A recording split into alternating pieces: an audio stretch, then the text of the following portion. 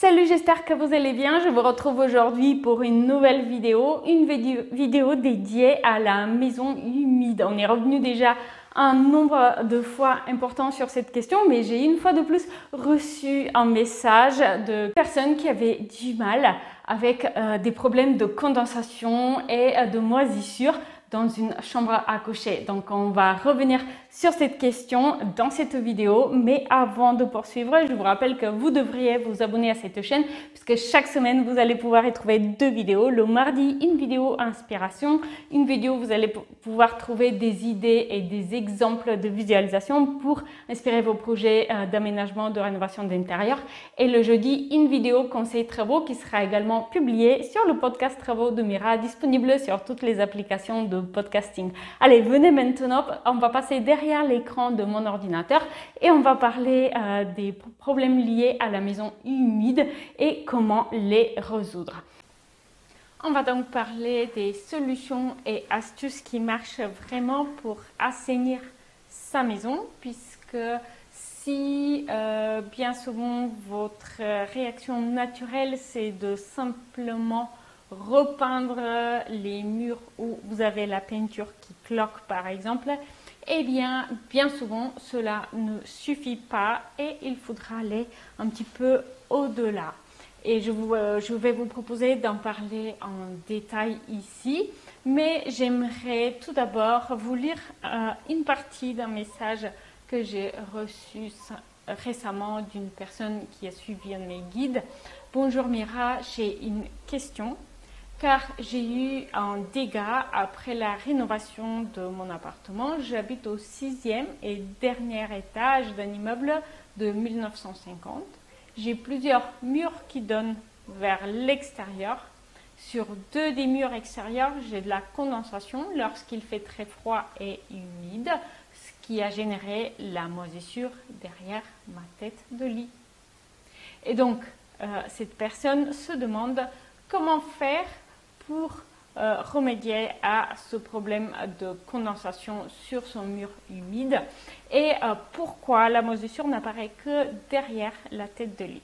Donc avant d'aller plus loin, j'aimerais vous raconter une histoire. En fait, moi aussi j'ai eu une expérience similaire dans une maison qu'on louait au Royaume-Uni où le climat est assez humide également, et donc c'était une maison qui était très joliment rénovée, donc en matière de décoration notamment, mais où les propriétaires n'avaient pas vraiment soigné certains aspects liés à l'humidité, par exemple le chauffage, la ventilation, etc. Et au début, tout allait bien, et exactement pareil, après le premier hiver, ça a été à peu près, et par la suite, il y a eu de la moisissure derrière un canapé qui était dans le bureau avec contre une façade qui donnait au nord. Donc c'est très très fréquent. Alors pourquoi la moisissure apparaît souvent derrière un meuble? Eh bien parce que simplement l'air est moins ventilé lorsqu'il est confiné derrière un meuble. Mais dans tous les cas, le problème, c'est un problème de pont thermique, donc de changement trop brusque de température de l'air et de mauvaise ventilation. Cela arrive notamment par exemple lorsque on a une maison avec des murs d'une composition différente. Par exemple des murs qui sont à certains endroits plus épais et à d'autres endroits bien plus fins, ou alors à certains endroits isolés et à d'autres endroits qui ne sont pas isolés.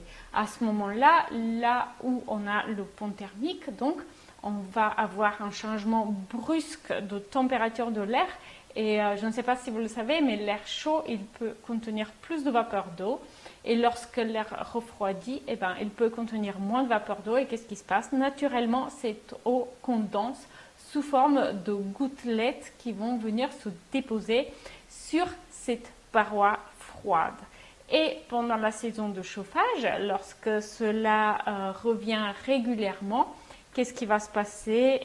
Tout simplement, on va avoir de l'humidité qui reste en permanence sur ce mur froid et des champignons de moisissure qui vont apparaître. Est-ce la seule raison d'avoir des moisissures sur un mur dans une maison ou un appartement ancien? Non. Il peut y avoir d'autres raisons qui font qu'il y a des problèmes d'humidité sur les murs qui sont bien plus difficiles à résoudre. Et donc avant de décider comment traiter, il faut savoir d'où vient cette humidité. On va énumérer rapidement les sources possibles. Est-ce que vous avez déjà eu des problèmes avec une maison qui souffre d'humidité, de condensation, d'apparition de moisissures? Est-ce que vous avez trouvé une solution et quelle était cette solution? N'hésitez pas à commenter, cela va apporter des informations utiles pour les personnes qui regardent cette vidéo dans le futur. Si l'humidité ne vient pas d'un problème de pont thermique et de mauvaise ventilation, quelle peut être la source?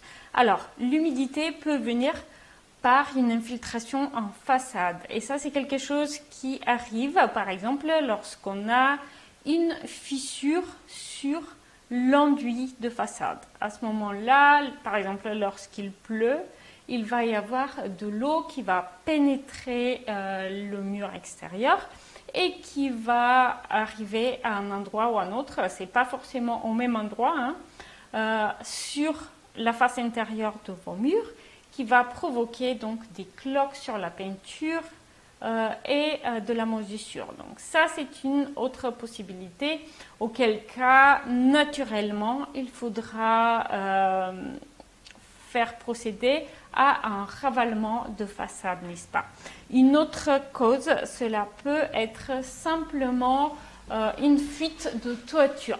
Une fuite de toiture qui peut provoquer également une infiltration d'eau qui peut faire son chemin, qui peut trouver son chemin à travers les murs porteurs de la maison, de l'immeuble, et qui va ressortir, dans certains cas, plusieurs étages plus bas. C'est une autre cause possible d'humidité, auquel cas il faut faire une révision de la couverture de la maison, naturellement. Une troisième source possible d'humidité, une cause possible de problèmes liés aux moisissures dans la maison, ça peut être des remontées capillaires dans la maison. Les remontées capillaires, c'est quelque chose qui va souvent venir des fondations mal drainées. Donc l'humidité va venir en somme du sol. Et auquel cas, il faudra trouver des solutions pour drainer donc les fondations. Et c'est bien plus compliqué que de traiter un pont thermique. Donc, avant de choisir la façon de traiter l'humidité et d'éviter donc ces moisissures, il faut connaître la cause. Et pour cela, rien de tel que de faire appel à un expert naturellement. Donc, si votre problème est lié à un pont thermique et une mauvaise ventilation, en somme, considérez que vous avez de la chance puisque c'est la solution la plus facile, la plus rapide et la moins coûteuse à traiter, notamment. Donc, peu importe, ceci dit, peu importe la source d'humidité que vous avez, une bonne ventilation de votre intérieur va être indispensable pour s'assurer de respirer un air frais et va contribuer à éviter ces problèmes. Donc, n'hésitez pas à moderniser la solution de ventilation de votre maison. Ça, c'est très important. Et n'hésitez pas à faire appel à un expert pour identifier la source d'humidité. Donc, lorsqu'il s'agit d'un problème de condensation qui est dû à la mauvaise ventilation et à l'effet paroi froide d'un pont thermique, eh bien, la personne qui avait laissé ce message avait envisagé simplement de coller une mince couche de liège sur son mur, une couche de 6 mm de liège par exemple. Et il faut savoir que ça ne suffit absolument pas pour éviter l'effet condensation, puisqu'en fait, ce qu'il faut faire, c'est de déplacer l'endroit où l'air va baisser de température et donc de déplacer l'endroit où il va condenser. Et une simple couche de quelques millimètres de liège ne va pas pouvoir remédier à la question. Ça va être à peine mieux que de repeindre les murs. Donc dans ces cas-là, il est conseillé de doubler les murs, donc avec une ossature métallique, et de placer une isolation par l'intérieur doublée par des plaques de BA13. Donc c'est sans doute la solution la plus facile pour éviter cet effet de paroi froide et éviter les soucis liés à la condensation, en parallèle avec une bonne ventilation de la pièce. C'est aussi un problème qui peut être empiré par le changement des fenêtres, qui vont rendre votre logement encore plus étanche et donc vont augmenter le besoin de ventilation dans la maison. Avant de partir, n'oubliez pas de télécharger votre copie de la checklist de la rénovation pour débutants. Celle-ci va clarifier les étapes de votre rénovation pour vous, et vous allez pouvoir également profiter du kit de démarrage qui vous aide à transformer la checklist en un calendrier des travaux de rénovation. Donc c'est très pratique pour vous si vous êtes pour la première fois en train d'envisager une rénovation de maison, d'appartement, et vous n'êtes pas trop sûr par quoi commencer, quel est le juste prix pour les travaux et comment vous y prendre. Allez, je vous dis à très vite en ligne. N'oubliez pas de me donner un petit coup de pouce bleu et de vous abonner. Salut!